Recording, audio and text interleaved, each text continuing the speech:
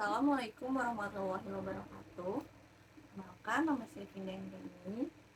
Dalam video ini saya akan membahas mengenai cost benefit analysis.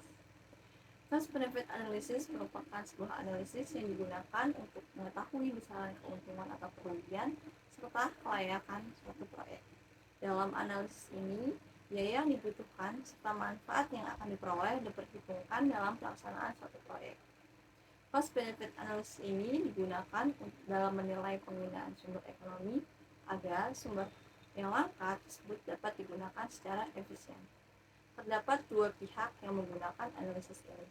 Yang pertama itu para praktis dan ekonom yang berperan dalam mengembangkan metode analisis, pengumpulan data, dan membuat analisis serta rekomendasi. Yang kedua itu ada pemegang kekuasaan eksekutif yang memiliki wewenang untuk membuat peraturan dan prosedur untuk melaksanakan keputusan publik. Penggunaan cost benefit analysis ini juga digunakan oleh pemerintah. Hal ini dikarenakan pemerintah mempunyai banyak program yang harus dilaksanakan, namun dana yang tersedianya itu sangat terbatas. Sehingga penggunaan analisis ini akan membantu pemerintah dalam menjamin penggunaan sumber-sumber ekonomi yang efisien. Cost benefit analysis ini menjadi alat bantu untuk membuat keputusan publik dengan mempertimbangkan kesejahteraan masyarakat. Cost benefit analysis menitikberatkan pada efisiensi penggunaan faktor produksi tanpa melihat masalah lain seperti distribusi, stabilisasi ekonomi, dan sebagainya. Keterbatasan anggaran yang dimiliki pemerintah menjadi masalah yang sering ditemui, sehingga pemerintah harus lebih jeli memilih proyek atau program yang akan diprioritaskan. Dalam menentukan program yang menjadi prioritas, pemerintah harus mempertimbangkan kepentingan publik. Analisis ini akan menjadi alat yang digunakan pemerintah dalam mengambil keputusan mengenai program apa yang nantinya akan diprioritaskan oleh pemerintah. Namun, cost benefit analysis ini tidak hanya digunakan oleh pemerintah saja, melainkan oleh pihak swasta dan masyarakat untuk kehidupan sehari-hari. Adapun manfaat dari cost benefit analysis ini, yang pertama itu memberikan kesempatan untuk menemukan biaya dan manfaat tersembunyi.